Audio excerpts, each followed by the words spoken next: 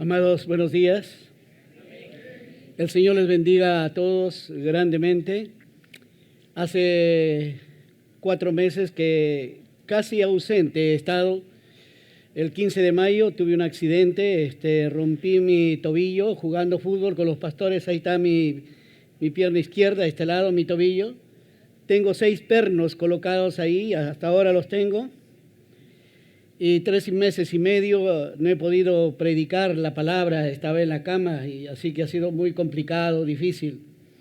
Tanto fierro en mi cuerpo por un lado y por otro lado tantas pastillas en el estómago. Estoy pidiendo sugerencias si pongo una ferretería o una farmacia. Así que si hay alguna sugerencia, por favor me la dan a la hora de salida. Hoy día vamos a tocar un tema que se llama la pureza moral. En realidad, el capítulo 6 del libro de Corintios es un llamado constante hacia la santificación. Y obviamente, en ese llamado que Dios hace para santificar nuestra vida, nuestros pensamientos, nuestras actitudes, nuestros procederes, nuestras malas costumbres inclusive, se ha tocado de esto ya reiteradas veces. El día domingo pasado, el pastor Daniel predicó precisamente los versículos del 9 al 11. Un magistral mensaje realmente donde se toca todos los pecados que son propios de la cultura de nuestro tiempo. Así que me ha tocado versos 12 en adelante y yo voy a tratar sobre la pureza moral. Ahora, sin lugar a dudas que Pablo, después de haber tratado el tema en varias oportunidades, ahora deja este espacio desde el verso 12, como digo, hasta el verso 20, para hablarnos de una pureza moral. Y sin lugar a dudas que nuestro cuerpo lo amerita, ¿Qué es la pureza moral? La pureza moral es un concepto ético que se refiere a la integridad, a la rectitud en acciones, pensamientos y comportamientos. Involucra el todo del ser humano. ¿De acuerdo a qué? A un conjunto de valores o de principios morales que son propios del reino de los cielos. Si usted quiere saber cómo Jesús empieza la extensión del reino, precisamente Mateo capítulo 5, capítulo 6, capítulo 7, están los estatutos del reino, los ejemplos del reino, cómo debe manejarse una sociedad. Esto implica ausencia total de corrupción. Palabra tan común, tan trillada en nuestro tiempo. Una ausencia de engaño, una ausencia de maldad, cuando la maldad, el engaño, la viveza permean en nuestra cultura. Uno como creyente tiene que hacer verdaderamente un esfuerzo constante para actuar de una manera justa, honesta, responsable y virtuosa, por supuesto. Para evitar 2 cosas, el pecado por un lado y en segundo lugar también el mal. En una cultura y en un mundo tan pecaminosos como el que vivimos, a esta altura la pregunta que seguramente usted se está haciendo, entonces, ¿cómo puede vivir un creyente? ¿Cómo puede vivir esa pureza moral en medio de una sociedad muy permisiva como la que vivimos?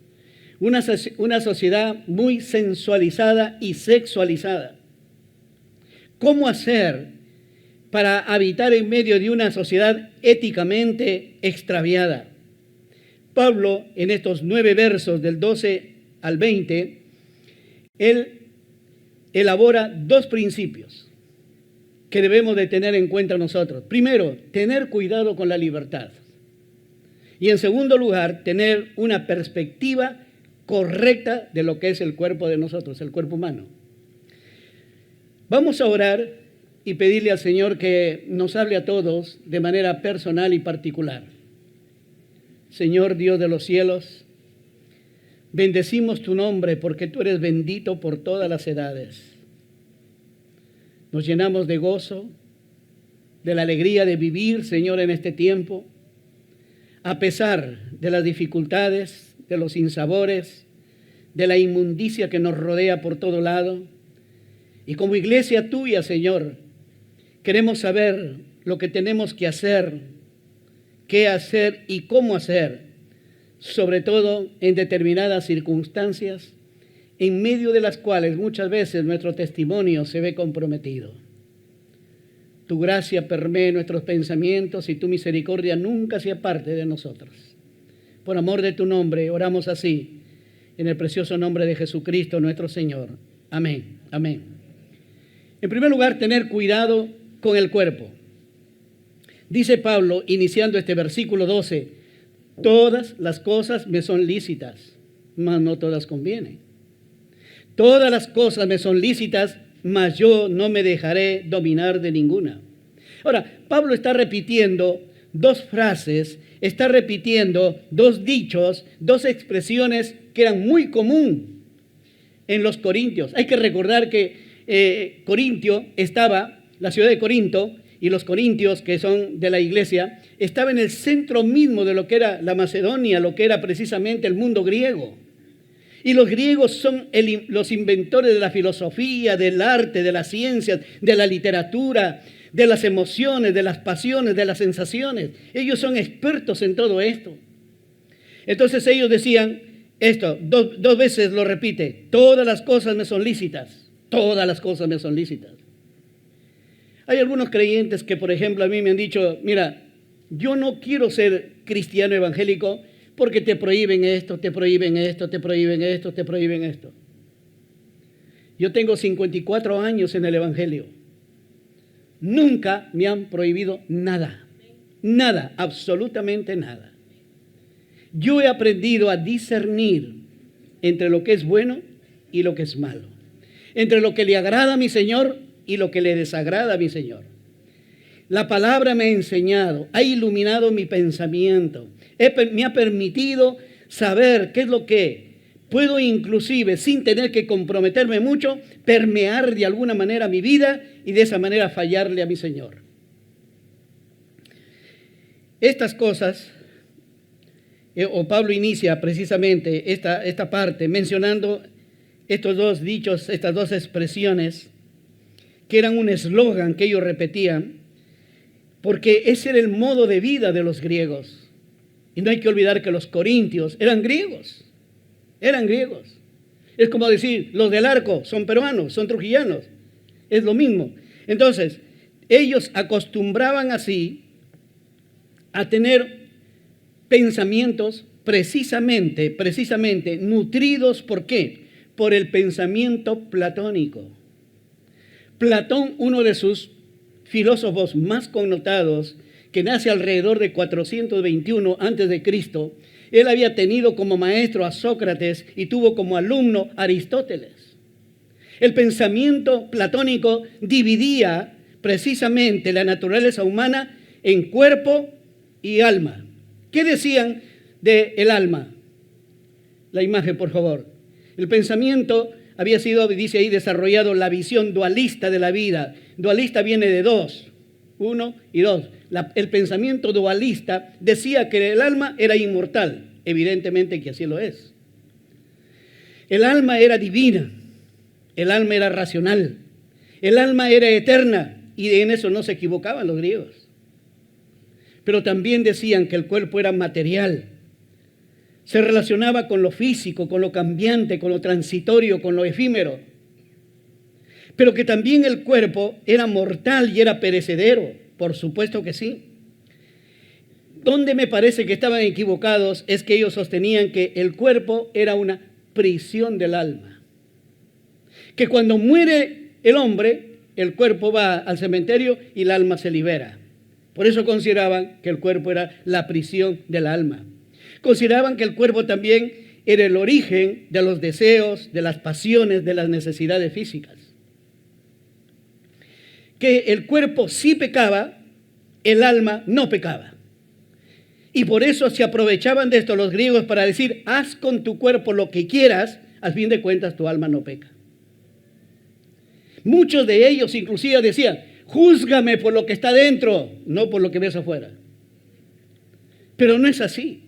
El ser humano es cuerpo, alma y espíritu. ¿Y qué dice? Ya lo hemos estudiado esto en Tesalonicenses. Y Dios santifique por completo vuestro cuerpo, alma y espíritu. Dios no está interesado solamente en almas, en cuerpos evidentemente transformados, glorificados, como lo vamos a señalar más adelante. Todo este tipo de pensamiento estaba llevando a los griegos a autojustificarse. Y seguramente que tenían su justificación, porque decían, bueno, yo, gracias a Dios, mi cuerpo se destruirá un día en el cementerio, ahí en la fosa, pero mi espíritu no ha pecado, mi alma no ha pecado. Y mis amados, esa no es la forma y la manera. Hoy en día ese pensamiento, el pensamiento neoplatónico, todavía recorre las venas del pensamiento de las personas ahora. Por si acaso Nueva Acrópolis está fundada en pensamiento neoplatónico. Y ellos decían así, o ahora dicen algunas personas, se entera una esposa que su esposo es infiel con otra mujer. Dice, a mí no me importa eso, con tal que aquí cumple. Me da el diario, me da para mis hijos, lo que haga de la puerta para afuera no me interesa. Eso es neoplatonismo. Y nosotros no podemos pensar de esa manera. Por eso es que Pablo responde aquí con dos aseveraciones. Cuando un griego decía, o uno de los corintios decía, todas las cosas me solicitan, Pablo decía, sí, pero más no todas convienen.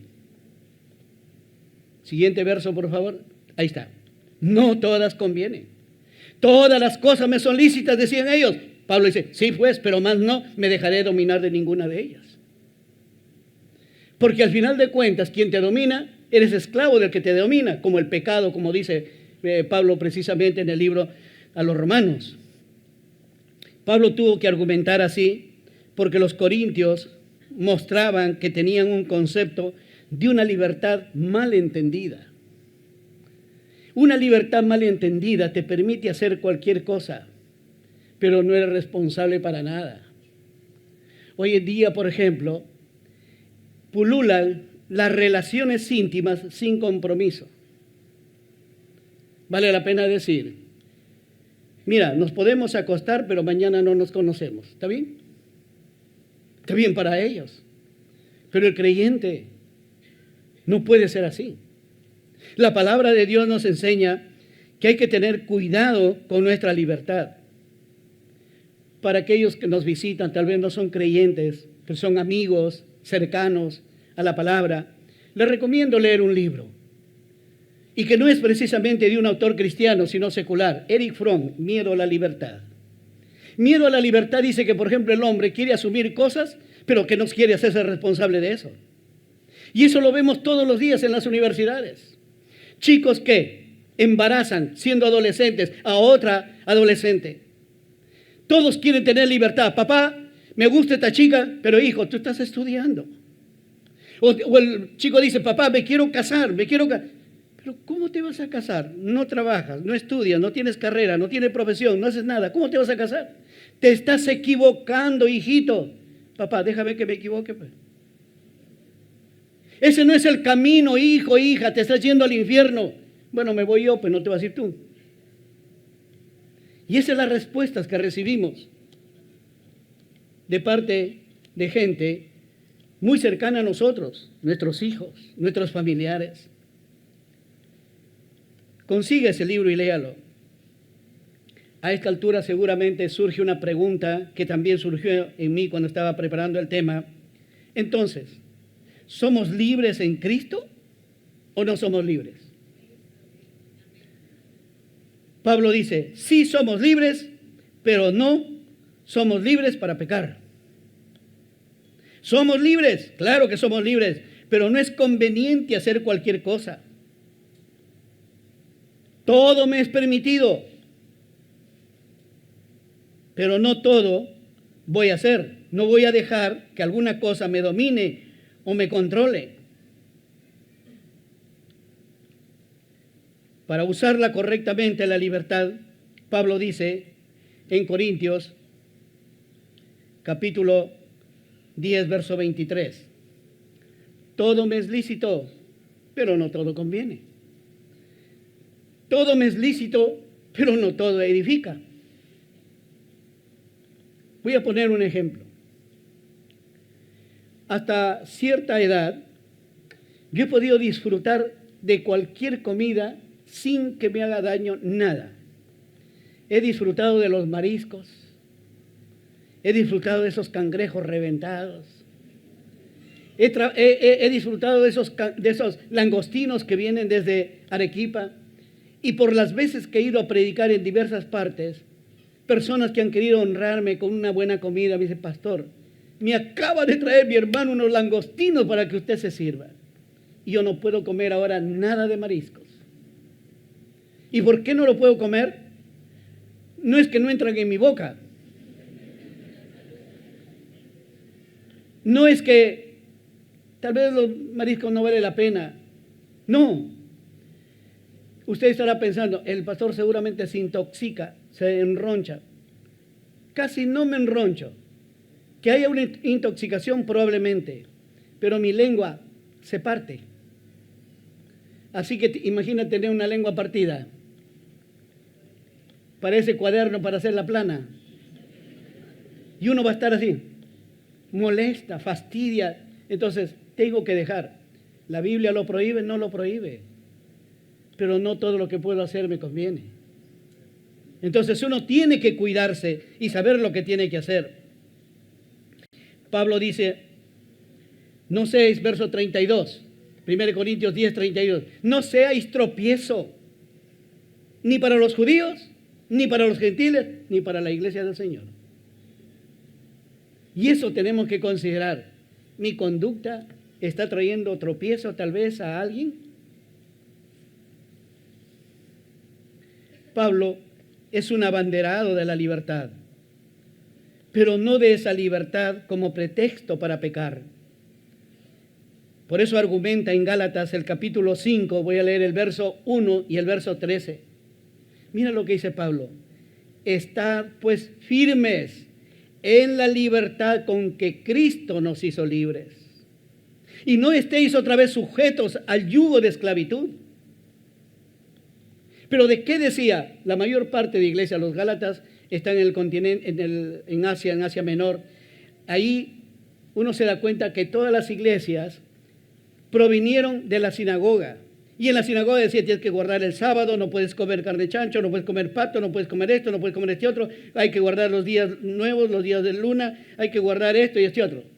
Entonces Pablo dice, de eso ya nos ha libertado el Señor. Estad pues firmes con la libertad con que Cristo nos hizo libres, no estéis otra vez sujetos al yugo de esclavitud, se refiere a la ley. Porque vosotros, hermanos, a libertad fuisteis llamados, solamente que no uséis, qué bueno que existe esa frase, que no uséis la libertad como ocasión para la carne, sino servíos por amor los unos a los otros. Los unos a los otros. Ahí hay una frase que tú debes recordarlo siempre. Lo siguiente, por favor. La libertad no implica licencia. La libertad no implica licencia. ¿No te has dado cuenta que hay personas que dicen, mira, es mejor no hacerlo eso? Y la pregunta es, ¿pero qué tiene de malo? Hijo, hija, ¿pero qué tiene de malo? La segunda expresión, pero todo el mundo lo hace. Pero tú no eres todo el mundo. Eres parte de la iglesia, del Señor. ¿Qué tiene de malo? Todo el mundo lo hace. Por último, hay algunos más avesados todavía. ¿Sabes lo que dicen? Ay, gracias a Dios, yo lo he hecho, pero a mí todavía no me ha pasado nada. Pero cuando Dios comienza a envolver el ovillo y te atraiga para rendir cuentas, como dice la palabra, ahí será el lloro y el crujir de dientes. Por eso, mis amados, para saber si algo debemos o no debemos hacer, al menos tienes que hacerte 3 preguntas que van a aparecer ahí. Primero, ¿Dios aprueba lo que quiero hacer? ¿Dios aprueba lo que quiero hacer? Yo he tenido que valorar esta expresión Hace ya más de 4 años, casi 5 años que ya no tengo a mi esposa y está en el cielo. Yo vivo casi la mayor parte de mi vida solo, absolutamente solo en casa. Pero déjame decirte, estoy más ocupado que antes. Muy ocupado. Algunos me llaman para hacer algunas consultas. Mi pastor, ¿estará desocupadito? Nunca estoy desocupado, le digo. Y es verdad. Pero dime, ¿en qué te puedo atender? Si puedo hacerlo, ya lo hago inmediatamente. Por eso, yo tengo que valorar eso. Dios aprueba lo que quiero hacer. Si tengo dudas, y si tú tienes dudas, mejor no lo hagas. Mejor no lo hagas. Segunda pregunta. ¿Lo que quiero hacer bendice a mis padres? ¿Bendice a mis hijos? ¿Bendice a mi esposa? ¿Bendice a mi esposo? Las mujeres tienen que pensar así. ¿Les trae bendición? ¿Mis hijos se van a sentir orgullosos de su padre por lo que acaba de hacer? ¿O se van a avergonzar toda la vida? Un día un misionero acá en nuestra iglesia, se acercaba el Día del Padre. Y entonces el domingo que seguía era el Día del Padre, era un día martes, estaba en reunión de cuerpo pastoral. Y él dice, ya que se acerca el Día del Padre, me gustaría que alguno de nosotros dijéramos alguna expresión acerca de nuestro Padre, de cada uno de su Padre. Todos dijeron, mi padre fue un hombre muy generoso, o mi padre fue un hombre, sí, más o menos, con sus errores, así. Yo le dije, cuando me tocó, le dije, hermano, me es difícil poner en una sola frase o en una oración, porque yo podría pasar horas de lo que fue mi padre, horas, hablando de sus bondades, como he visto algunos de ustedes que hablan en el Facebook por el padre, por el tío, por alguno que fue un referente en su vida. 2 pastores no pudieron decir nada. Uno de ellos agachó su cabeza y dijo así, no puedo decir nada. ¿Y sabe por qué no podía decir? Porque su padre lo cambió a su madre por lo menos unas 5 veces. Y una de esas veces con una compañera de estudios de su hija mayor. ¿Qué iba a decir de su padre? Por eso, lo que yo voy a hacer, de ello mis padres van a estar orgullosos, mis hijos van a vivir orgullosos o se van a avergonzar toda la vida. Tercero, lo que quiero hacer es un buen modelo, es un buen ejemplo para cualquier hombre o para cualquier mujer en mi iglesia. Imagínense que un día alguien me invita a una cena y nos quedamos charlando hasta las 11, 12 de la noche. Me dice, pastor, para tomar algo, tomemos. Después de todo ya es tarde, de aquí se va a su cama a dormir, y yo tomo. Y el pastor Alcántara sale a las 5 de la mañana y mirando de una manera distinta a todos, ¿no? Y alguien me ve y dice, mira, si el pastor lo hace, ¿por qué no lo vamos a hacer nosotros? Lo que hagas es un buen modelo para otros. En segundo lugar, la segunda cosa que Pablo nos dice que tenemos que tener cuidado es tener una perspectiva correcta del cuerpo.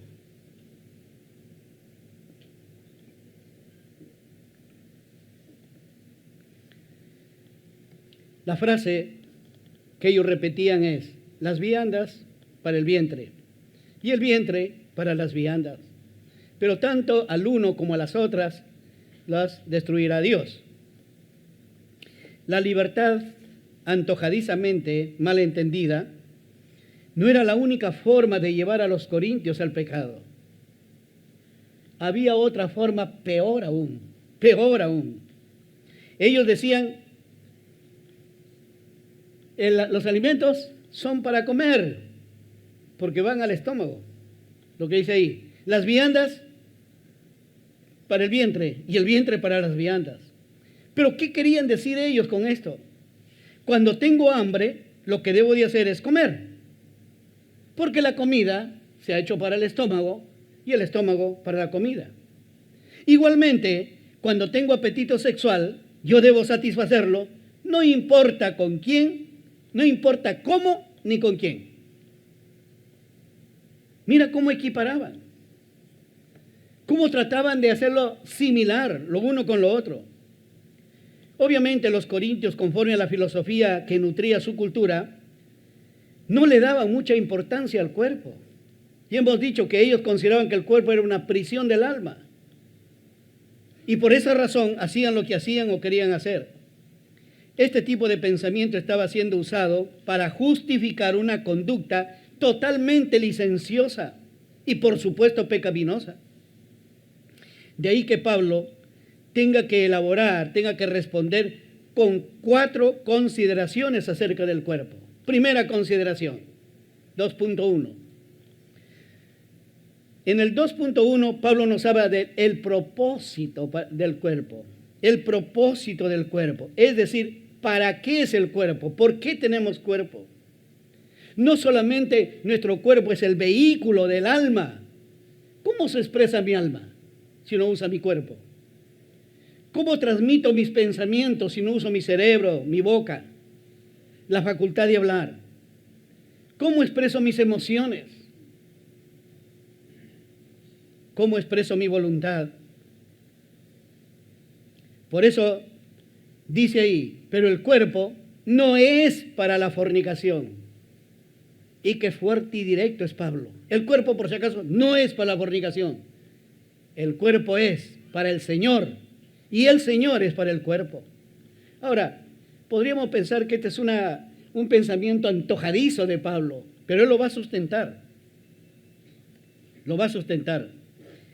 Este tipo de pensamiento, por supuesto que lo sustenta diciendo, mira, va a llegar un día que tú, cualquiera de nosotros, vamos a morir. Ese día se acaba el hambre, se acaba la boca, se acaba el estómago. Los dos se van a destruir. Pero el alma no se va a destruir. Por eso, los que nos han antecedido, nos han anticipado, ellos están plenamente conscientes. Tienen sus pensamientos, sus sentimientos, sus emociones, su voluntad. En segundo lugar, ¿qué decía Pablo? Es muy interesante lo que Pablo cuando sustenta esto. Hay que tener cuidado, dice, no podemos comparar la relación que hay entre la comida y el cuerpo con la relación que el cuerpo tiene con la fornicación. No lo podemos. La relación entre los alimentos y el estómago es puramente biológica y temporal. En cambio, el cuerpo y la fornicación no puede existir. ¿Por qué? Porque la relación que nosotros tenemos cuando dice, si no, el cuerpo es para el Señor y el Señor para el cuerpo, es una relación espiritual y eterna.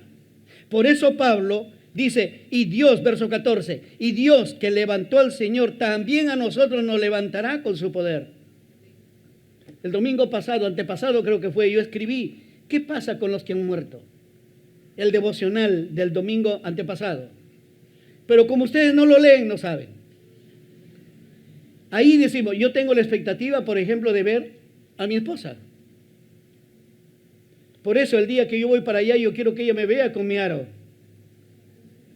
Porque le voy a decir, todavía te sigo amando, cariño.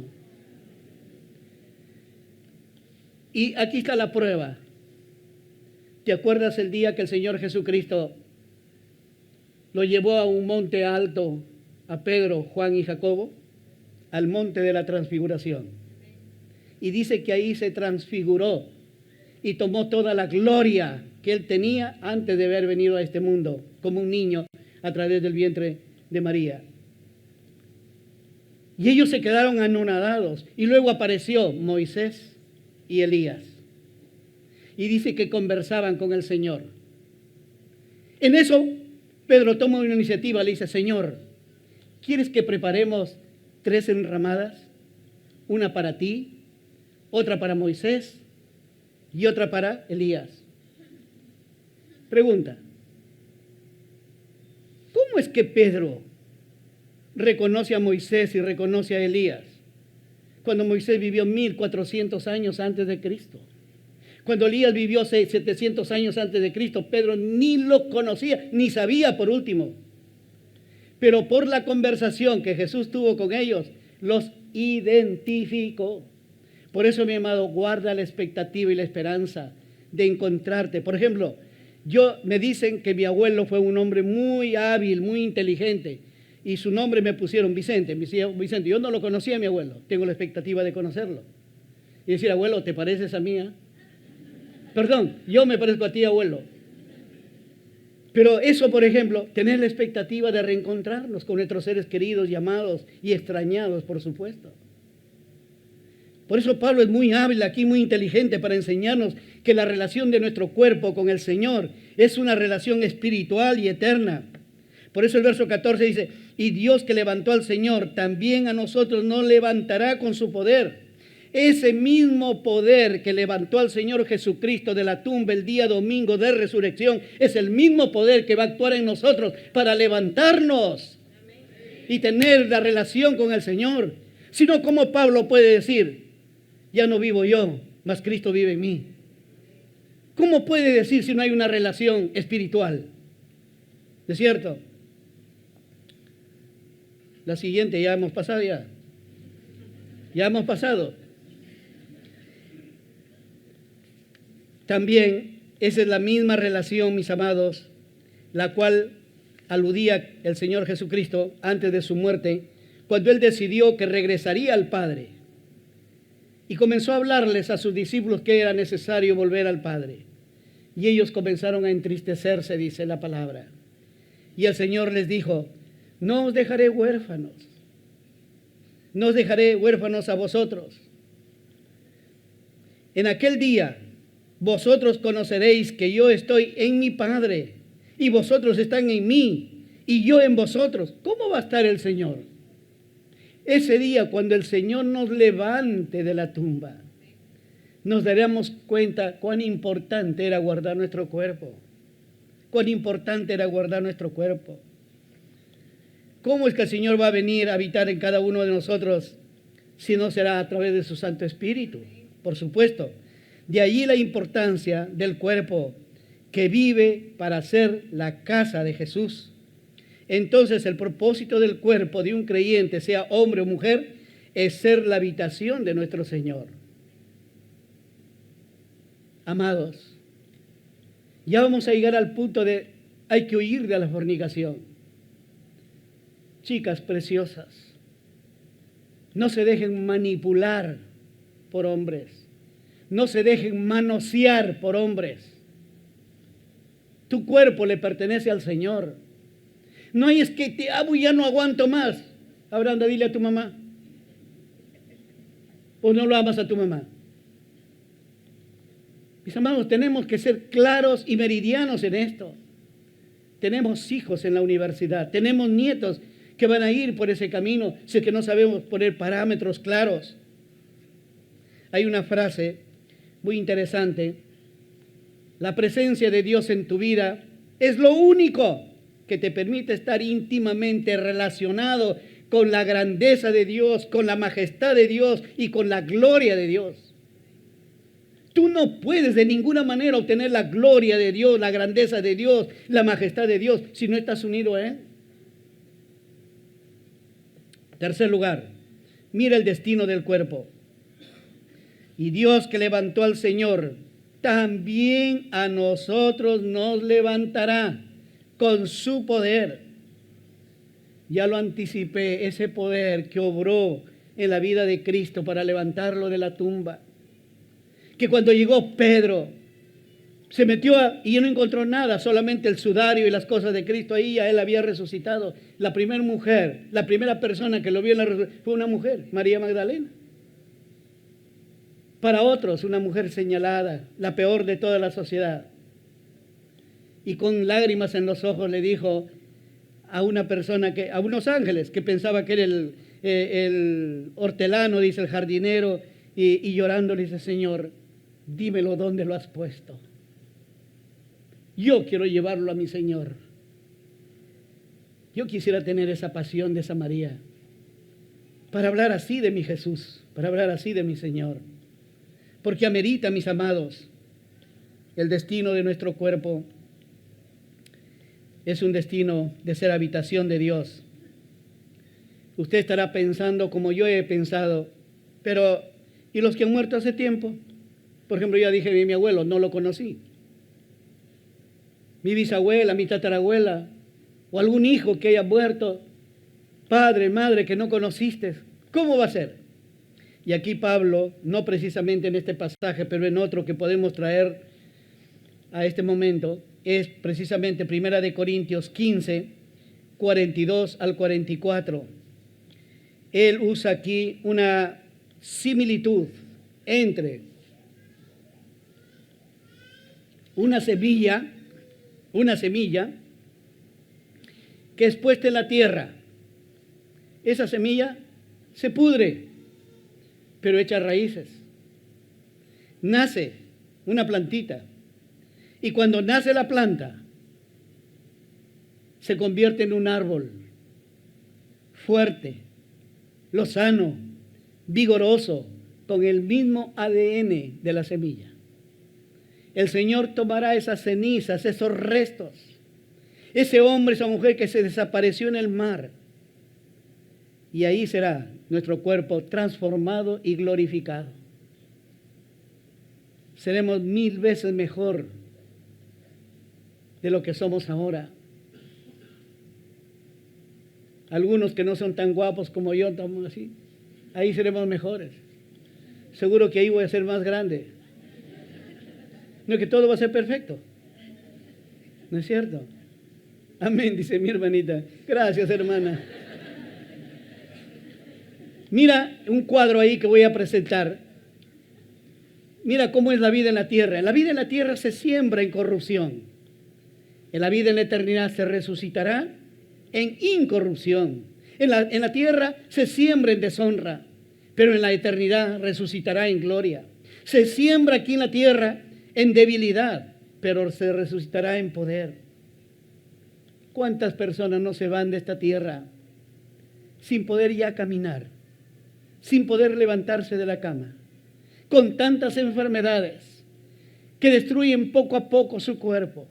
Personas que han tenido 1, 2, 3, 4, 5 operaciones, muchas veces con lágrimas, le he dicho al Señor, van dejando su cuerpo en esta tierra, pero se resucitará en poder, ya no con la debilidad que estaba precisamente viviendo por esa enfermedad, sino en todo el vigor y la juventud de Cristo Jesús. Mis amados, ese es el destino de nuestro cuerpo, el cielo, la eternidad. Ahí se cumplirá esa promesa del Señor Jesucristo. Voy pues a preparar lugar para vosotros, para que donde yo estoy, vosotros también puedan estar. Ahí se cumplirá plenamente, plenamente. Tercera aseveración, la naturaleza de la unión con el cuerpo. 4 versículos, el 15, 16, 17 y 18, lo usa acá para decir, y hace unas preguntas que son retóricas. ¿No sabéis que vuestros cuerpos son miembros de Cristo? ¿Quitaré pues los miembros de Cristo y los haré miembros de una ramera? De ningún modo, dice Pablo. ¿O no sabéis que el que se une a una ramera es un cuerpo con ella? Porque dice, los dos serán una sola carne. Está tomando ahí el primer matrimonio de la historia, Adán y Eva. Y el Señor le dijo, y los dos dejarán a su padre y a su madre, y los dos serán una sola carne. Igual dice ahí nosotros. Los dos serán una sola, pero el que se une al Señor, un espíritu es con él. Por eso, ahí está el mandato. Huid de la fornicación. Cualquier otro pecado que el hombre cometa está fuera del cuerpo. Más el que fornica contra su propio cuerpo peca. Más el que fornica. Y cuidado, mis amados. La palabra fornicación ya ha sido explicada en 2 o 3 mensajes anteriores. No solamente es relaciones sexuales prematrimoniales. Son relaciones sexuales fuera del matrimonio, antes del matrimonio, después del matrimonio, en cualquier circunstancia. Es cualquier relación de lesbianismo, homosexualismo, cualquier relación de masturbación, de pornografía. Todo eso tiene que ver con esa palabra forneía, que es una palabra griega y que explica todas las perversiones. Tengamos cuidado, mis amados. Huid de la fornicación, dice.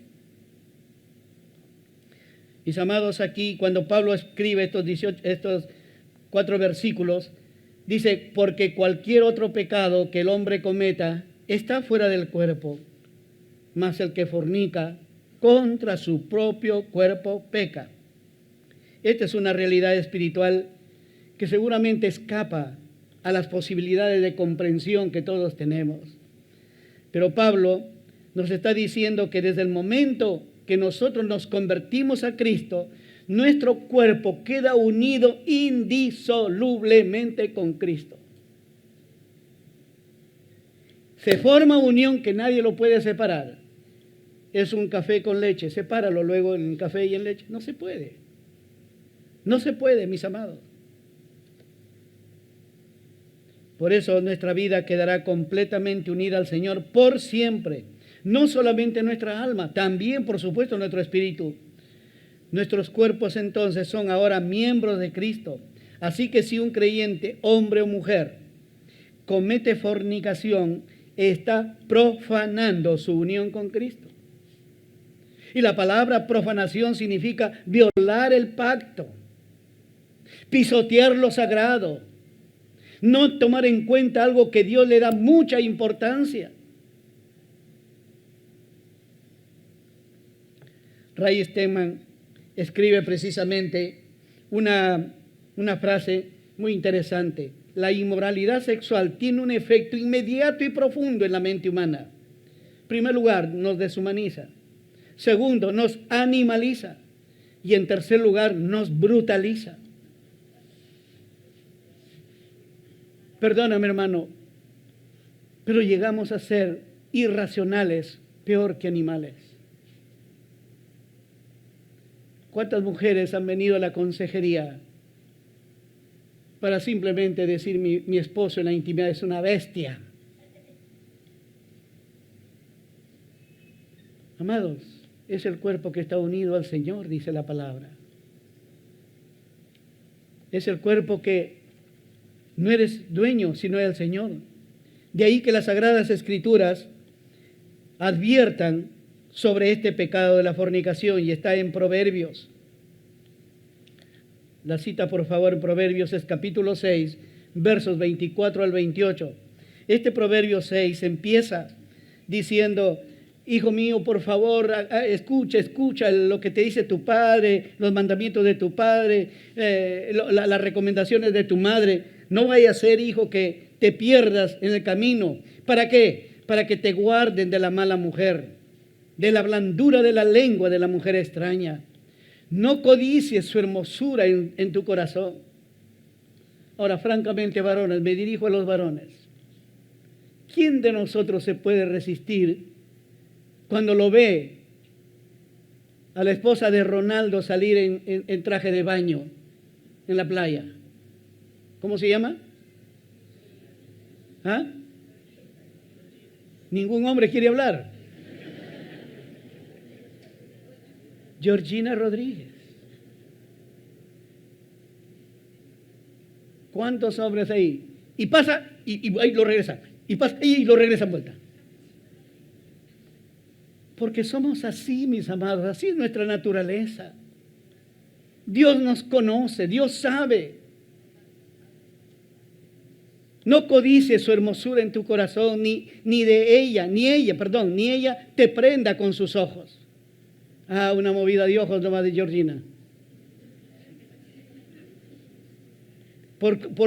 Dice, porque a causa de la mujer ramera, el hombre es reducido a un bocado de pan, y la mujer caza la preciosa alma del varón.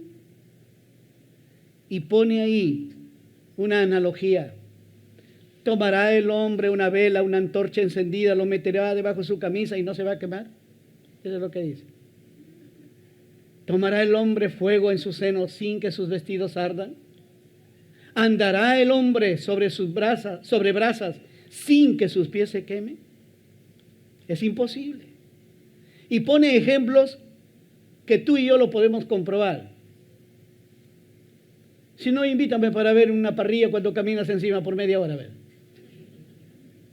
Mis amados, tenemos que tener, por eso inmediatamente hace una invitación, que hay que huir de la fornicación, huir. Amados, frente a la motivación, frente al estímulo sexual, y cuando el hombre o la mujer entra en ello, déjame decirte, no hay voluntad humana que lo pueda separar. No importa consecuencia alguna que venga, lo hace y lo hace. Por eso, el verbo ahí dice, huid de la fornicación. Ojo, este es un mandato, un presente continuo. Manténgase huyendo, huyendo, huyendo. Y huir no es considerar, a ver, espera un ratito, vamos a conversar. Un muchacho una vez dice, la enamorada dijo que él insistió varias veces en tener intimidad, ella le dijo que no. El error más grande fue permitir que toda una madrugada se quedaran haciendo el trabajo famoso de la universidad. Y entonces ahí se quedaron y él intentó violarla varias veces. Y él dijo, no, pastor, al contrario. Mire cómo es el Señor. Sí, es verdad lo que ella dice que al principio, pero los dos nos arrodillamos, le pedimos perdón al Señor y tranquilo, cada uno a su casa. Eso no lo cree ni su mamá. Mis amados, por eso dice huir. Y huir significa sal corriendo como el perro que oye el cohete. Sal corriendo. El mejor ejemplo es José. Lo agarró la mujer, le dijo, acuéstate conmigo, mi marido se ha ido, viene en un mes. José, si hubiera sido trujillano, peruano, hubiera dicho, esperemos mejor, esperemos una semana o 3 días ya que esté lejos. O primero contemplar, como algunos dicen, no, a ver, si he hecho mi devocional, es que no he hecho mi devocional.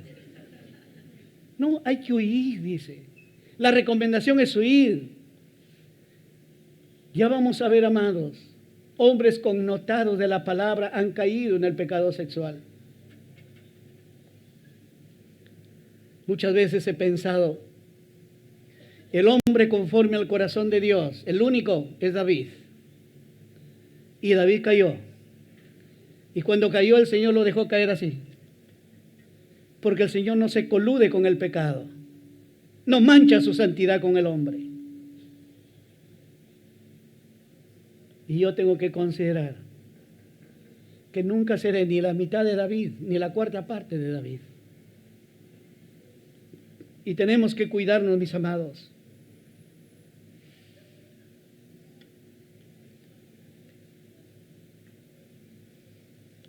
No dejaré huérfanos, dice el Señor. Estará con nosotros en cualquier momento, en el peor momento de nuestra vida, estará el Señor ahí. Veamos una cuarta aseveración que hace. Quizá antes, permítame recomendar algo. Yo sé que para los padres es muy complicado hablar de la sexualidad con sus hijos. Hace por lo menos 10 años o quizá un poco más, yo invité a una autoridad en esto, Josh McDowell, si te suena el nombre. Él escribió libros que se llama Evidencias que exigen un veredicto. Es un hombre muy hábil en esto. Tiene un libro que se llama Habla claro con tus hijos sobre sexo. Cuando lo trajimos aquí, yo pregunté, ¿cuántos de ustedes, padres, han hablado, levanten la mano, han hablado con sus hijos sobre sexo? Así, 450 personas, quizá 1 o 2 levantaban la mano. ¿Por qué? Porque la gran mayoría de nosotros hemos aprendido el sexo de la peor manera en la calle. Y en segundo lugar, por el comportamiento que hemos tenido, no tenemos autoridad para hablar con nuestros hijos. Ahí está el libro, Mosqueándose, ahí le he puesto que lo pongan afuera, el que quiere llevarlo. Un libro que cuesta 50 soles en librería, 25 soles está aquí porque lo tenemos de hace 10 años. Amado, eso debes leerlo tú, tus nietos, tus hijos, regálalo a la persona que más estimas por el tipo de cultura que estamos viviendo. En cuarto lugar, para ir finalizando, la propiedad del cuerpo. 1 Corintios 6, 19, 20. ¿O ignoráis que vuestro cuerpo es templo del Espíritu Santo, el cual está en vosotros, el cual tenéis de Dios, y que no sois vuestros. Y que no sois vuestros. Lo remarco, ¿por qué? Porque habrás escuchado, chicos y chicas, es mi cuerpo y yo hago con él lo que quiero. Mis amados, las corrientes feministas no dicen eso, yo puedo abortar porque es mi cuerpo. Y los estudiosos dicen, claro, haz con tu cuerpo lo que quieras, pero no mates a otro ser que está dentro. ¿Qué derecho tienes sobre él para matarlo? Somos de templo del Espíritu Santo, el cual está en vosotros, dice Pablo, el cual tenéis de Dios, y que no sois vuestros, porque habéis sido comprados por precio. El cuerpo, mi cuerpo, el cuerpo de todos ustedes, cuesta la sangre de Cristo Jesús. Y nada habrá, absolutamente nada, habrá de mayor valor. Mira lo equivocados que andan tantas personas, muchos creyentes, que piensan que su cuerpo le pertenece y hacen con su cuerpo lo que se les da la gana.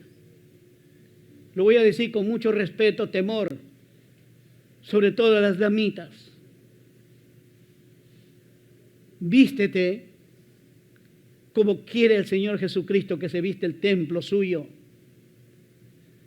Porque por la forma de vestir, ¿cuántas mujercitas han atraído los ojos de hombres? Por la altura de su vestido o por los escotes que usa. En eso tenemos que tener cuidado. Yo a veces veo cuando voy con mi hija, ¿qué parte de mi hija lo miran? Y es triste decirlo, pero hablo de hermanos en la iglesia. Amados, no podemos estar equivocados aquí. La verdad es que nuestro cuerpo no nos pertenece. No puedes vestirlo como quieras. No puedes hacer de él lo que te da la gana, porque no es tuyo, Cristo lo compró. ¿Y lo compró para qué? Para hacer su habitación, para hacer su casa. ¡Qué privilegio que tenemos! Por eso que en la religión tradicional, cuando pasan por la catedral, por la Merced, San Agustín, San Lorenzo, San Francisco, Santo Domingo, lo que sea, se persignan porque consideran que Dios está dentro. Nosotros no nos persignamos porque Cristo está aquí. Y lo llevamos al estadio, lo llevamos al mercado, lo llevamos a la universidad. Lo tenemos en nuestra cama, en la intimidad. Es Cristo quien está ahí. El cuerpo es para propósito, para promover, número uno, la santidad de Dios, para la adoración a Dios y para la gloria de Dios. Nuestros cuerpos reflejan una realidad espiritual de que el Espíritu Santo mora dentro de nosotros. Y finalizo con esto. Miren mi conclusión. Es de Woody Buchman o Buchan. El hombre más sabio de la Biblia cayó en pecado sexual. El hombre más fuerte de la Biblia cayó en pecado sexual. El hombre más piadoso de la Biblia cayó en pecado sexual. Para mí, pensar que estoy por encima de caer en este pecado, entonces sería pensar que yo soy más sabio que Salomón, más fuerte que Sansón y más piadoso que David. Y eso es imposible. Ninguno de nosotros seremos mejores que ellos.